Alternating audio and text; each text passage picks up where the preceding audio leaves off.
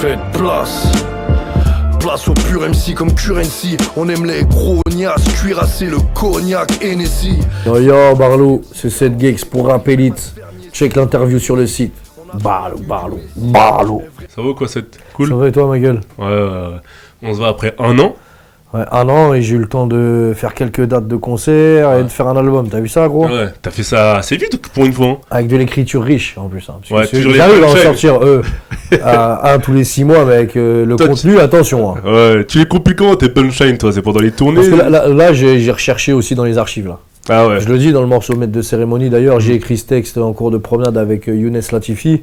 Ah bah ouais. Le grand méchant You. Mais ça date quand même, non? Ça date, tu vois, il y a des lyrics que je récupère. Hein, j'ai toujours mis de côté, c'est des petits trésors cachés. Je me dis, quand je suis en rap, je ressors ça. Ouais. Et comme ça évite aux connards de dire ouais, tu rappais mieux avant. Mais frère, le texte. Celle-là, elle date de. Ouais. 6 ans, tu dis n'importe quoi, mon gars. Ouais. Bon, d'habitude, tu mets quoi? 2 ans entre tes projets, là, t'as mis. Ouais, c'est 1 an de tournée, 1 an d'écriture de studio et le poser. Mais là. Ah, faut être dans le game, gros. Sinon, tu ressors du game aussi vite que t'es rentré, frère. Ils t'oublient trop vite, les gens, là, les générations des petits. C'est devenu une musique à la mode. Tu vois ce que je veux dire ou pas? Donc, moi, j'ai de la chance. J'ai une base fan qui est là, qui me soutient à chaque projet, qui se compte à 35 000 personnes, tu vois. Et là, par contre, les petits, c'est bien d'être dans le coup, qui se disent pas, c'est qui lui? Tu vois, il y a des rappeurs de ma génération, quand tu leur en parles aux petits, ils savent pas c'est qui.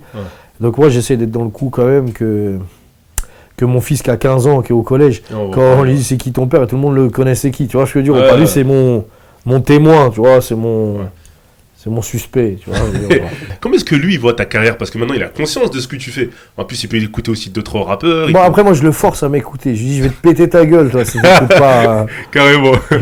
Il sait très bien. Tu sais quoi que t'écoutes tes rappeurs de merde, là. Des fois, j'en valide certains. Il me fait découvrir des artistes et je vois tellement il kiffe. Je me dis, qu'est-ce qu'il kiffe, en fait? Pourquoi il a son père qui écrit bien? Il est fan d'autres trucs et je lui dis pourtant t'as la chance et la richesse d'avoir un daron qui est une petite plume dans le perin. Pourquoi tu me demandes pas les avis tout? Après il me dit ouais mais il y a des trucs qui m'ambiancent en fait, de la musique de mon âge. Tu sens qu'il y a un choc générationnel. Ouais, d'ailleurs on va en parler. On va faire notre interview avec toi. Un concept vous saurez tout sur. Ouais. 7 Gecko. Donc que tes supporters, tes Barlou te connaissent un peu plus. Ouais. La première question, sachant que tu fais des allers-retours entre la Thaïlande et Paris, je crois que tu t'es un peu plus mis sur Paris ces derniers temps, pour la promo, je pense, de ce projet-là. C'est exactement ça, ouais. Là, ça fait partie de mes voyages sur Paris, un peu plus longs que d'habitude. En fait, je devais rentrer le premier, là, et puis revenir. Et après, à un moment donné, c'est quand même un luxe de bourgeois de faire des allers-retours tout le temps. Et j'ai pas l'argent pour faire 100 allers-retours dans une année, gros. J'essaie de rentabiliser au mieux et de pas laisser passer des trucs et de sauter des interviews comme vous, c'était important de les faire. Donc je suis là pour répondre, de soutenir le projet jusqu'au bout. Ouais, tu veux défendre. Je peux pas le déposer, j'arrive, je livre un CD à la maison de disques, je fais 3 clips, je me barre. Là je vais le défendre, je vais représenter tous les gens qui adhèrent à mon délire. T'as vu là, on est à plus de 300 personnes qui se tatouent le délire Barlou, il y a quelque chose qui prend, là il y a un... Ouais, sur tes réseaux, on voit, tu repostes tout ça, les gens... Je reposte, c'est sûr, le mec il se fait tatouer Barlou. Après, il y a des gens qui disent, ouais mais il se fait tatouer le nom d'un album, d'un autre artiste, ça n'a rien à voir.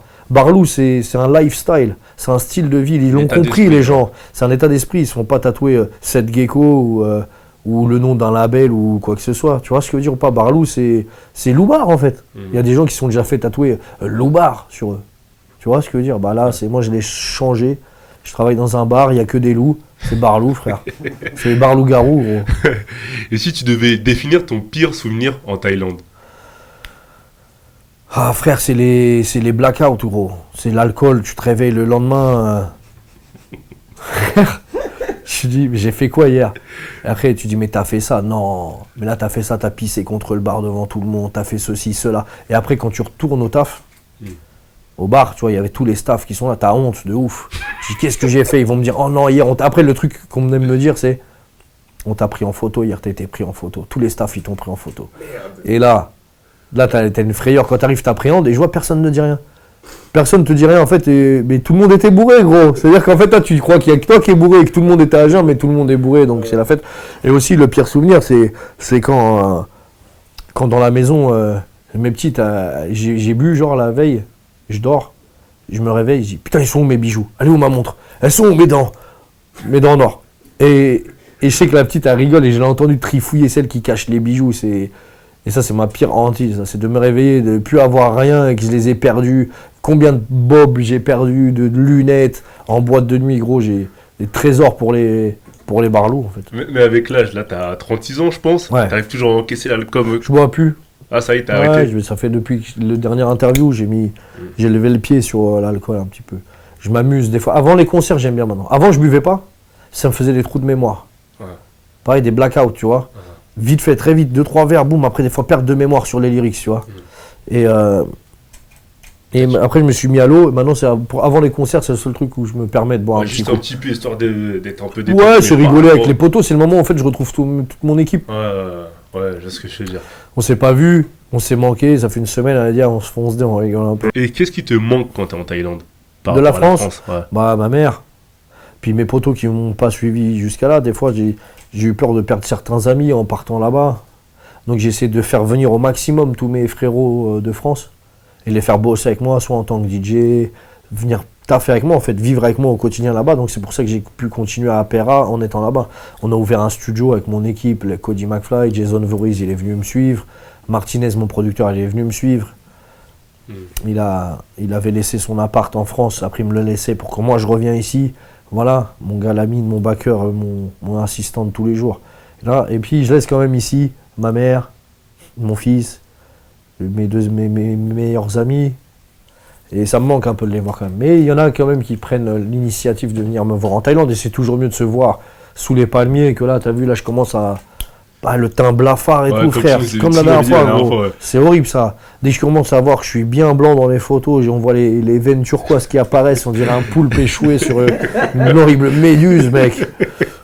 Ça me fout le cafard, gros. Ouais. Il faut que je rentre. Toi, tu vas pas rester en France, tu vas pas ne plus repartir en Thaïlande. Si, pourquoi pas, ouais. Après, à un moment donné, j'aurais fait le tour, la Thaïlande. Il y a une durée d'exploitation de mon business là-bas. Du jour au lendemain, ça peut s'arrêter, ça peut couler, il peut y avoir des problèmes avec le pays.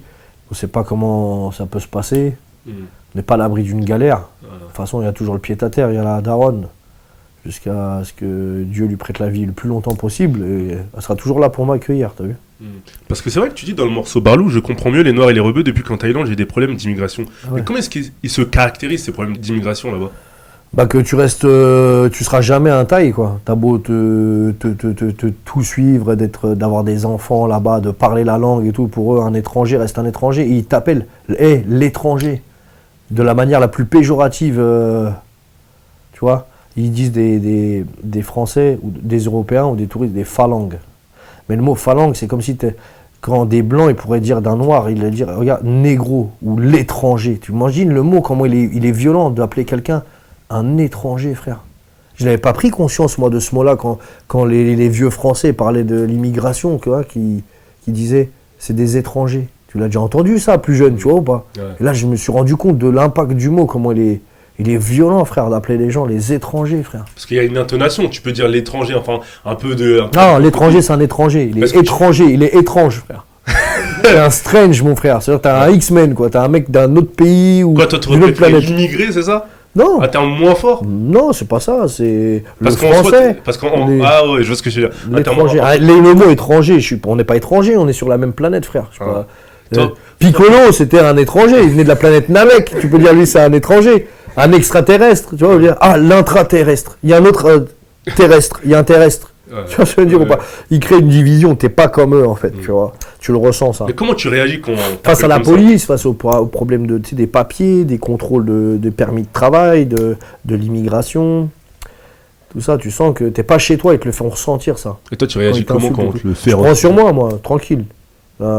Ils m'ont appris par contre la tolérance et la sagesse, ce pays-là, qui fait que je prends sur moi, je m'en fous, ça me dérange pas d'être un étranger finalement. Fait que t'as toujours dit dans tes interviews, même parfois hors caméra quand on parlait, qu'en gros la Thaïlande c'est un pays accueillant, mais tant qu'on sait se comporter. Ouais, c'est ça. Tu précises toujours cette petite phrase derrière, parce que faut savoir s'adapter aux gens. Là. Et que même on peut pas rentrer dans le pays comme on veut, à un moment donné si t'as pas les bons visas, t'as pas les bons papiers, ils disent ouais ça y est t'es trop venu, tu peux plus revenir. Dire t'es blacklisté, tu peux faire un problème, tu peux être exclu du pays, tu peux ne plus avoir le droit de revenir pendant 5 ans, tu peux être sur liste noire et tout. Bah ça quand t'es un Français, on peut pas t'expulser de la France. Mais tu vois des gens qui ont eu la double peine, l'expulsion à l'époque, bah là moi tu peux avoir affaire à ça, tu peux te retrouver dans une bagarre et après ils t'expulsent Tu te retrouves, la police, elle te fait un contrôle, elle te met quand tu as un business qui marche bien, ils mettent de la drogue dans ton établissement à ton insu, ils t'arrêtent, etc. Tu vois, il y a la jalousie il y a la jalousie de l'immigré qui vient dans notre pays, qui vient et qui fait plus d'argent que les locaux. Tu vois, ça aussi. C'est comme quand les Français disaient à un moment donné, ouais, mais ils viennent, ils volent notre travail. Tu vois ce que je veux dire? Limite, c'est humain, quoi. Ce sentiment-là chez certaines personnes. C'est pas une question d'origine ou quoi ou qu'est-ce. Toi, tu le la ressens. connerie, Voilà. c'est la connerie. Ouais. Ouais, on va dire la bien sûr. connerie, elle est humaine, mais bon, c'est pas tout le monde qui est con non plus, tu vois. Donc toi, clairement, c'est pas si fluide que ça, en fait, en Thaïlande. Ouais, ton en fait, je comprends, je suis un immigré là-bas, en fait. Ouais. Tu vois, je suis un étranger. Même si j'ai des enfants, j'essaye de m'intégrer le plus possible en étant allé à l'école pour parler la langue et tout. Ben, ils te détestent encore plus quand tu fais cet effort d'intégration, ouais, quand tu essaies de t'intégrer. Parce qu'ils disent, ouais, il connaît tout, il comprend. Quand on parle, ça les énerve quand tu leur dis des mots, tu te fais arrêter par la police pour quoi que ce soit. Tu commences à faire le mec qui parle un peu. La langue, ils sont super sévères avec toi encore plus, tu vois. Donc c'est quoi la bonne solution? Raser les murs, faire profil bas un C'est peu? exactement ça qu'il faut faire. Faut se faire discret. De toute façon, montrer son argent, c'est montrer son cul, mon frère. Tu portes un t-shirt Ouais, en hommage à Adama Traoré. exact. Est-ce que tu peux nous expliquer pourquoi tu portes ce t-shirt? Hommage à un frère qui est décédé suite à une bavure policière. Je reprends le mot. Et que ils ont essayé de faire passer ça. T'as vu? Ils ont essayé d'étouffer l'histoire, mais la vérité elle remonte toujours à la surface, mon gars. Donc on se doit de pas que ça s'oublie pas et que les gens ils oublient trop vite en France. Même les gens ils retournent dans leur confort chez eux et tout. Voilà, c'est une manière de donner mon soutien, même si je suis loin en Thaïlande, tout ça. Je suis un mec du 9-5 et quand on perd un soldat du 9-5, tous ceux qui se prétendent être des soldats, ils doivent avoir mal avec lui et souffrir avec lui. Et ça coûte rien, ça fait quoi de porter un t-shirt et tu fais plaisir à tous ceux qui sont dans une période de deuil et qui se sentent pas seuls, c'est ça en fait le truc. C'est donner de la force à ma petite échelle. D'accord. Et toi, tu as eu beaucoup de démêlés avec la justice, avec la police, ça t'entend? D'ailleurs, ces flics, ces fils de timbre ne pensent qu'à t'inculper. Quel serait ton pire souvenir avec la police? Chaque contact avec eux, c'est un mauvais souvenir, gros. La manière dont ils se comportent et tout. Aujourd'hui, t'as de la chance que les artistes, depuis que plus j'ai de la notoriété, moi, ça s'estompe un peu. Mais parce qu'il y a plein de jeunes maintenant, il y a des mecs de thèse qui se sont mis keufs, tu vois ce que je veux dire ou pas? Il y a des fans de rap qui sont keufs. Donc face aux rappeurs, ils n'arrivent plus à faire leur truc d'autorité, tu vois. Mais bon. Demande des Il y a photos? personne qui m'a fait... Ouais, ils demandent des photos. Ouais, je fais des gros wads sur les photos. Toujours. Toujours un truc pour... je veux dire frime, mais pas trop, gros. Non, mais chaque rapport avec la police, c'est jamais bien passé. Ils abusent de leur truc, tu vois, de leurs droits. Voilà. D'accord. Tu as grandi à Saint-An-l'Aumône, en tout Ouais. cas. Et quel serait le plus grand regret de ta jeunesse? J'ai aucun regret, moi. Tout s'est bien passé, frérot. J'ai toutes les conneries, toutes les cicatrices du passé, elles sont là, elles font mon histoire et sinon c'est pas une vie, tu vois. Moi j'essaie de jamais rien regretter en fait, c'est ça mon combat dans la vie, frère, d'avoir aucun regret. Dès que j'ai envie de faire un truc, je le fais, je me bats pour le faire. Comme ça je suis pas frustré de pas l'avoir fait, tu vois. Sinon c'est une frustration de fou ça. Quand j'aime quelqu'un, je lui dis, tu vois. Je suis super sincère en amitié, donc quand j'aime un frère, je lui dis. Et quand ça va pas, je lui dis aussi. Mais je garde rien en moi, pour rien regretter. Je suis toujours conscient qu'on peut perdre les gens, tu vois. Et ça m'a fait... Et même moi, perdre la vie, elle peut s'arrêter n'importe quand. Donc j'essaie d'avoir le moins de regrets possible. Avoir plus d'argent quand j'étais plus jeune, pas besoin en fait. C'est dans la pauvreté, ça a créé du mal-être. Et le mal-être, il m'a fait créer de l'artistique, tu vois. Donc c'est génial. Pour un bien, quoi. Ouais, c'est un mal pour un bien. En soi. Il y a forcément des trucs qu'on regrette, peut-être de ne pas avoir poussé les études un peu plus loin. Mais en fait, je suis rappeur, j'aurais pu m'arrêter au CEP, j'aurais rappé de la même manière, frère. Tu vois ce que je veux dire ou pas? Le sens de la formule, d'être rigolo. Et voilà. Ça vient pas de l'école, quoi. Ça, ils me l'ont pas appris à l'école, ouais. D'accord, on va parler d'un sujet un peu plus léger. Les femmes. T'en parles beaucoup dans tes projets, même dans celui-là. Parce que j'aime les femmes, frère. T'inquiète pas. Je suis un homme à femme. On l'a bien entendu dans ce projet-là et même dans les autres. C'est vrai que tu parles beaucoup de tes pratiques intimes. Ouais. Sans De ma bite, des chattes aussi, Ouais, des poils. T'envoies beaucoup de punchline, mais il n'y a pas quelque chose qui Parce qu'en fait, tous les jours, je parle que de ça, en fait. Je suis un obsédé, frère, du sexe, gros. Alors après, les gens me disent, mais pourquoi il parle que de ça? Je dis, mais déjà, toi-même, t'es né d'une pénétration, frère, déjà. De base, ta vie sur Terre, elle arrive d'un rapport sexuel, déjà. Tu vois ce que je veux dire ou pas? Tu peux pas avoir la pudeur de parler de ça. Tu vois ou pas? Moi, je m'en fous, moi, de dire, ouais, on va au teufio, ça se pille, ça yèche, ça ken, ça fait ça, nanan, tu pues de la teucha, l'autre, il pue de la teub. Ouais, t'as aucune pudeur, toi, en fait. Ouais, c'est ça, normal, ça, c'est... Mais y a pas quelque chose qui te dégoûte dans ça? En termes de pratique. Ça peut pas me dégoûter le sexe, gros. C'est le truc le meilleur sur Terre. Parce qu'on a l'impression que. Comme un mec qui parle que de fruits, et tu dis, ça te dégoûte pas de parler tout le jour des oranges. C'est bon une orange, frère. Tu vois, il y a que la peau à la mer et tu la décortiques et c'est bon. Mais je fais pas du sexe sale, je fais pas du sexe avec du caca, frère. Ça peut pas être dégoûtant du sexe, tu vois. C'est bon un vagin, frère. Ça sent bon, moi j'aime bien un propre. Si je peux. J'adore quand il m'en reste un peu d'odeur sur la moustache et toute la journée. T'es là, t'es sous mon nez, ma chérie. T'as tout connu, t'as tout fait. Non, c'est même pas ça. Finalement, comme on dit, c'est ceux qui en parlent le plus qui en font le moins, gros. Je dis tout ça, c'est une manière de je sais pas comment t'expliquer. Le fait d'en parler beaucoup, c'est ma manière de conjurer le sort, tu vois. Ça sort de moi, en fait. J'ai pas le temps.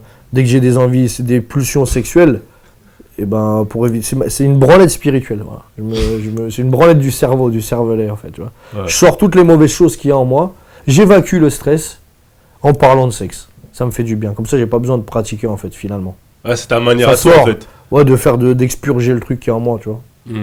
Et toi, sur les sites internet les plus sombres, quelles seraient tes catégories les préférées? Non, elles sont simples, frère. J'étais plus curieux dans le gore, moi. Tu vois, dans les trucs gore, de la violence, les meurtres, les trucs sur les sites comme Rotten, les accidents, voir les trucs comme ça et tout. Après, dans le sexe, non. Parce qu'il y a un truc qu'il faut savoir dans le sexe. Je vais voir un film avec 2 lesbiennes, j'aime bien. Non, j'aime pas regarder la scène, elle m'ennuie, mais le pratiquer, j'aime bien.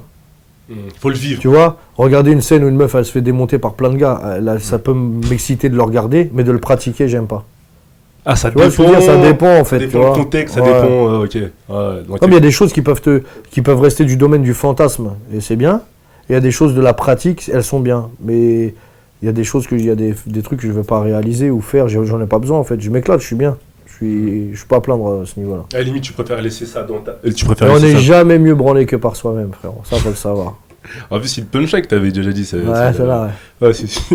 D'ailleurs, dans le morceau avec Hamza, tu dis elle est belle, mais que la nuit comme la Tour Eiffel. Elle est magique, cette phrase-là. Ouais, c'est pour toutes les nanas qui se maquillent comme des folles et tout, qui sont belles que sur Insta. Après, tu les vois au réveil, frère. Il n'y a plus le maquillage, tout. C'est un truc de ouf, gros. Et la Tour Eiffel, elle est belle la nuit, elle scintille et tout. Après, en journée, tu vois les taches de rouille un peu. Tu vois, c'est un peu ça, tu vois. C'est souvenir d'une mauvaise expérience ou bien plein de fois. Les femmes, après, elles ont le droit de s'apprêter, d'être coquettes et tout. Mais j'aime bien la beauté naturelle. Moi, je préfère une nana qui est belle au réveil et qui est moche quand elle se maquille. Je préfère. Comme ça, pas de surprise, c'est ça? Ouais, mais j'aime bien le charme naturel, en fait. J'aime bien l'imperfection et tout. Et en parlant de charme, d'imperfection, dans le morceau rubrique Nécro avec Lino en featuring, tu dis la femme parfaite est sourde et muette. Ouais, les bâtards, elle est misogyne de ouf, parce qu'elle fait gaulerie. Mais il faut que les femmes le prennent pas mal et qu'elles le prennent. Même l'homme idéal, c'est une bite sur patte, une bite dans un porte-monnaie, elle pourrait dire ça, tu vois, ou pas? Tu vois ce que je veux dire? Moi, je le prendrai à la rigolade, c'est de la déconne. Ouais, c'est de la déconne, même si elle est marrante. C'est une meuf qui parle pas parce qu'elles font mal à la tête. Je suis sûr qu'une meuf, tu la mets sur une île déserte, gros, elle arrivera à s'embrouiller avec une noix de coco, mon frère. Tu vois ce que je veux dire ou pas? Ah, font mal à la tête, les filles, vous faites mal à la tête des fois. Laissez-nous dans notre sphère, dans notre bulle, laissez passer l'orage. Et voilà.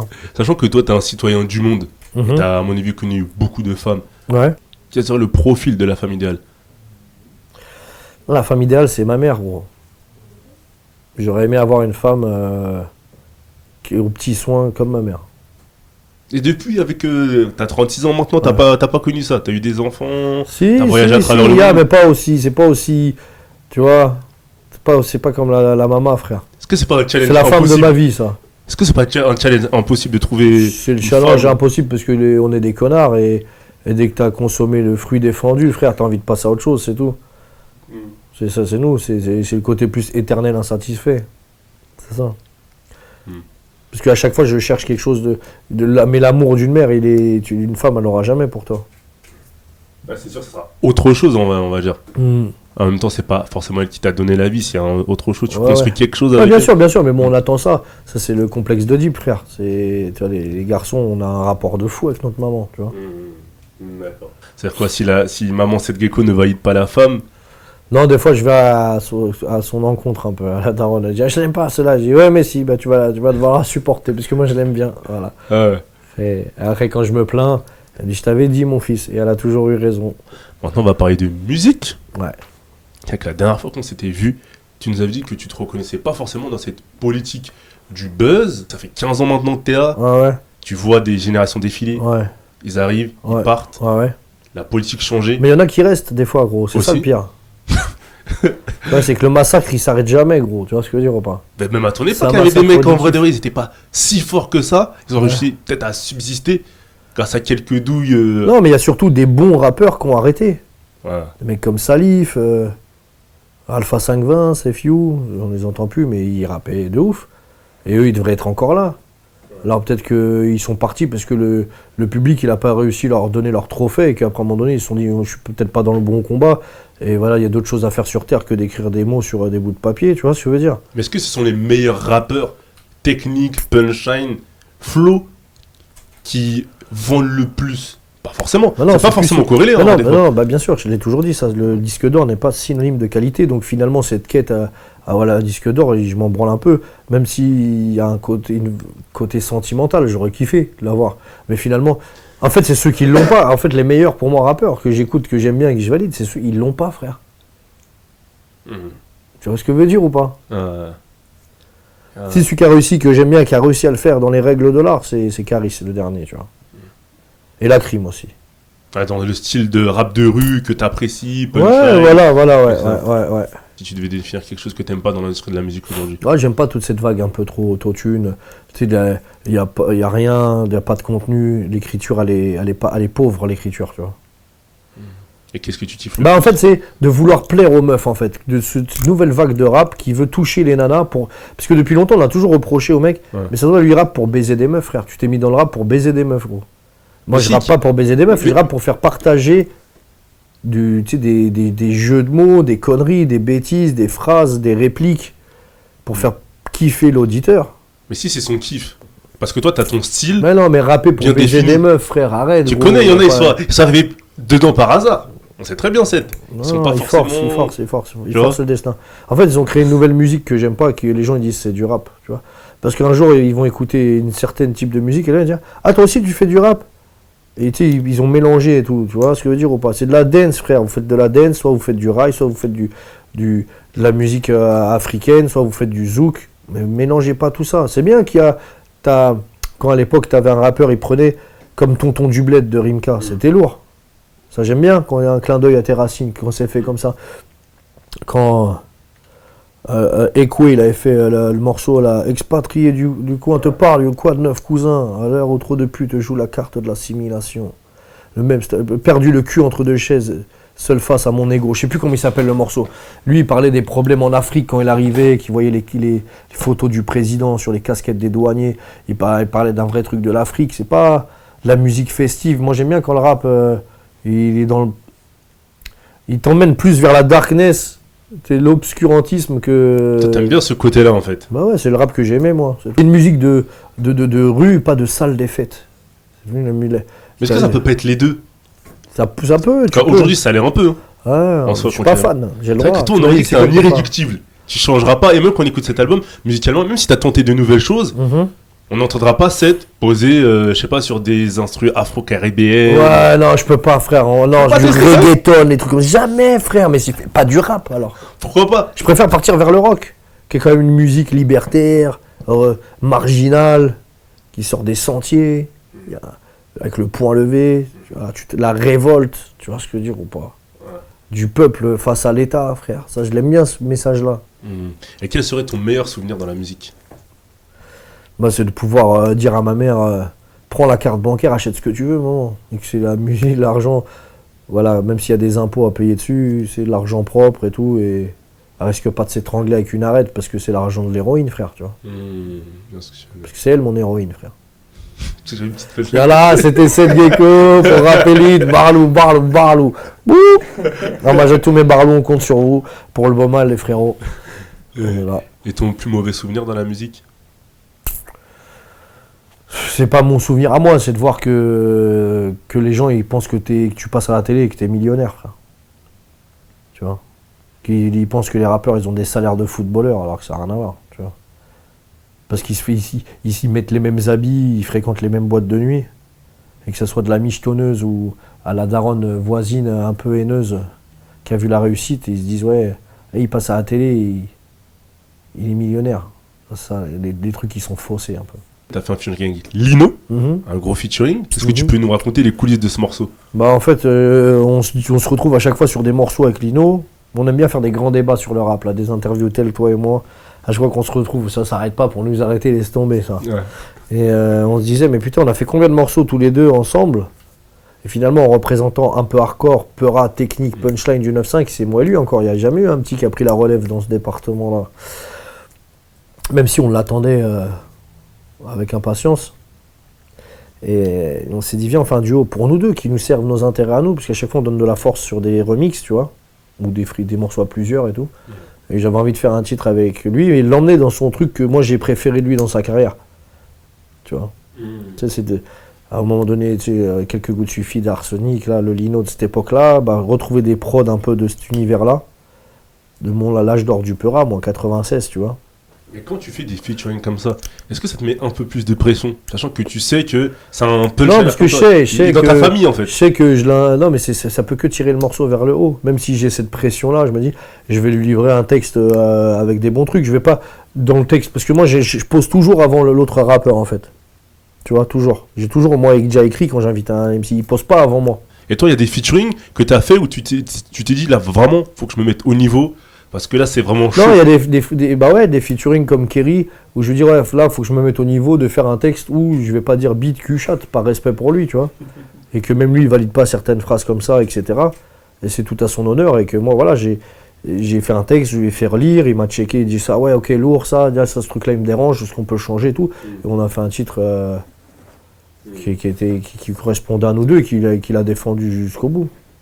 D'accord. Il y a un featuring avec Hamza aussi sur le projet. Ouais. Raconte-nous les coulisses de ce morceau. Ah, mais moi, je suis le plus grand fan de Hamza. De tous les gens, c'est ma trouvaille. J'ai mis le doigt sur cet artiste il y a plus d'1 an. C'est Al Capote qui m'avait montré ce gars-là. Après, voilà, j'ai kiffé. Son projet H24 surtout, c'est sur celui-là où je me l'ai écouté en boucle et j'ai dit, je veux un morceau avec lui. Dans son univers à lui, j'aime bien, parce que l'univers strip club, punchline un peu sala sur les fameux et tout, mais tout le temps en étant mignon quand elle le dit, donc elles peuvent aimer et dire, il parle pas de moi, il parle de ma copine, tu vois, alors que c'est toujours comme ça avec les femmes.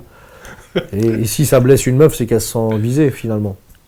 Voilà. Et pourtant, il est proche de ton univers sans être vraiment... parce qu'il chante, donc c'est vrai que c'est pas proche de tu vois, la univers. forme, elle est beaucoup plus... La forme, elle est plus douce, ouais. Hein, tu vois, mais lui, au niveau des lyrics, quand il kick sur des prods, il rappe, frère, il fait mal, Hamza. C'est une pépite, ce mec. Je lui souhaite le meilleur des carrières, lui. Qu'il prenne le disque d'or à ma place, j'en serais content, frère. C'est une histoire de ce qu'il crée artistiquement, j'aime bien. Je suis sensible à ce qu'il fait. D'ailleurs, dans le morceau Incognito, tu dis, j'écoute que Caris et Sadek. Ouais. Mais t'écoutes d'autres rappeurs, comme Hamza aussi, par exemple. Ouais, mais là, vraiment, cette période-là où j'ai écrit le morceau, les mecs que j'aimais bien écouter, là, c'était Sadek et Caris. Et j'avais envie de leur donner de la force. Moi, j'aime bien montrer aux gens quand j'aime bien, j'ai pas de pudeur avec ça. Mais c'est vrai, j'aime bien... Nino et Kalash Criminel aussi, ils sont pas mal dans les nouvelles recrues. Toujours du rap brut, ouais. Rue. Il n'y a pas quelque chose que tu aimes bien en rap beaucoup plus... Bah si, Hamza. Encore plus. Pas non, j'aime pas. Impossible. Voilà. Ah, j'aurais essayé au moins. Si j'avais PNL sur certains trucs, ça me dérange pas, tu vois. J'avais déjà mentionné que j'aimais bien la vibe de Le Monde ou Rien, tu vois. J'avais bien aimé la vibe du délire. Mais je suis pas un fumeur déjà, donc tout le rap wavy, je suis pas super sensible à ça. Tu vois, les trucs qui t'emmènent un peu lancinant comme ça, je fume pas. Moi je veux du truc je vais à la salle, j'ai envie de tout exploser, de casser toutes les bouches. C'est comme quand je vais voir le film, à l'époque j'avais été voir 300, je suis sorti du cinéma et j'avais envie de tout casser, frère. Voilà. Il faut que quand tu écoutes du rap, ça te procure la même sensation. Ouais, c'est ça que je recherche. C'est comme quand je vais au cinéma, je cherche soit à rigoler, soit à avoir peur, ou soit avoir un film émouvant et qui me crée une émotion. La musique, j'aime bien qu'elle me crée ce genre d'émotion. Moi, c'est il me donne la chepée, le bâtard est trop fort, ou truc, compétition pour faire mieux dans le truc et tout. Ouais, il t'interpelle, quoi qu'il arrive. Ouais, le bâtard, il l'a sorti avant moi, putain, pourquoi j'y ai pas pensé? Ok. Et quelle serait la plus grosse punchline de ta carrière? Je vais pas te la cramer parce qu'elle est dans le dernier album et il faut l'écouter en entier pour la trouver. Mais sinon, je t'en aurais dit plein, mais tu m'auras pas, mon gars. Elles sont toutes bien. C'est comme si tu me demandais lequel de mes enfants je préfère, gros. Ouais. Tout ce qui sort de moi, c'est forcément bon, à part ma crotte. Cette geeks. Barlou. Avec Professeur Punchline, tu as vendu 40 000 exemplaires de ton projet en physique, digital plus streaming. Ouais. Avec cet album, qu'est-ce que tu vises comme objectif? Même la même chose, c'est bien, frère. Mais jamais que ça descende. Ça, c'est mon appréhension, que ça se descende un peu un jour. Mais si ça descend un peu, c'est pas grave, frère. C'est le temps qui veut ça. Moi, je prends de l'âge aussi. Et voilà, chaque chose a une fin, tu vois. Sachant que le rap te parle plus trop forcément, l'ambiance générale. C'est un cycle, frérot, c'est un cycle. Mais l'ambiance générale, le train, il est en train de faire le tour, gros. Ils vont descendre du train, on va les jeter du train, frère. Et le train reviendra avec nous. Et je serai avec tous mes copains, Lino, McTyre, tous les mecs comme ça. Parce que justement, j'ai demandé qu'est-ce qui te fait encore tenir, sachant que ça te parle plus forcément. C'est l'amour des mots, mais parce que le rap, c'est. Nous, on fait le vrai rap, on détient le vrai rap. Là, ce qu'ils font, c'est une période du rap, c'est un truc à la mode, c'est un effet de mode. Et la mode, elle passe toujours. Et nous, quand les gens, ils aiment bien le rap, quand je dis le vrai rap, je prétends pas faire le vrai rap, je détiens la formule secrète ou quoi. Tu comprends ce que je veux dire, c'est un truc un peu riche, original, les mecs, ils sont là depuis longtemps, la crédibilité, elle est partout, etc. Et nous, les gens qui nous écoutent, c'est pas des gens à la mode, frère. Ils nous écoutent pas pour être à la mode. Ils nous écoutent parce qu'ils sont à la recherche d'un rap qui est plus trop présent dans le paysage du rap français. Et ben voilà, tant qu'ils sont là, ils sont dans le train avec nous, tranquille. Et toi, t'as pas peur de passer parfois, même si certains te diront que tes propos sont argumentés et justifiés, pour, entre guillemets, un ancien aigri par rapport aux jeunes? Non, parce que regarde, je fais des trucs avec les jeunes. Je me mélange, moi. J'essaie de faire des titres et tout, parce que j'ai compris qu'il y a une force chez les jeunes, et c'est important, nous, de servir des jeunes qui ont la popularité, de rapper avec eux, et que eux ils nous fassent découvrir à leur public. Et comme moi, j'amène à l'artiste à mon public. Et qui peuvent dire, ah, il est bon, lui, en fait. En fait, c'est un échange. Je peux pas rester en autarcie dans ton truc. C'est ça, c'est juste ça, c'est l'échange. Et pareil, toi, je suis sélectif, je me mélange pas avec n'importe qui, tout le monde, n'importe quoi. Je dis pas oui à tous les feats. Je suis pas invité par tout le monde non plus. Ça prend du temps, les featuring, tout ça. Il y en a encore quelques-uns, tranquille, j'ai encore... Sûr, il y a un CD après, t'as vu? Ouais, ce que j'ai dit, on se revoit dans un an, c'est ça? Ouais, c'est ça, ouais. Ça, c'est vrai, tu peux. Un an, c'est sûr? Ouais. Ok, d'accord. Et t'as la Cigale aussi, d'ailleurs? Le 11 février, ouais. Rendez-vous pour tous les Barlous. Voilà, c'est un gros concert de Barlou. Là, je vais essayer de réunir un peu... C'est faire le concert de ma vie, tu vois. Tous les morceaux que j'ai fait, les gros featuring, faire venir tout le monde. On va essayer de faire un truc bien, lourd. Mais comme c'est loin, c'est dur de dire aux gens, venez, et ça se trouve, ils ont des trucs à faire, tu vois. Mais j'aimerais bien faire venir Safe You, par exemple, pour un patate de forain. C'était les gros featuring de l'époque, tu vois. Ah, pour faire... Parce que les fans qui viennent, eux, c'est pas des gens à la mode, frère. Ils connaissent mon catalogue. Ils savent pourquoi ils viennent. Voilà, ils viennent, ils veulent écouter les anciens morceaux, tu vois. Ah, d'accord. Et t'as un dernier mot à ajouter, Seth? Et puis on a ajouté, mon gars. On veut braquer la banque, veut te laver la fente, l'espace et le temps.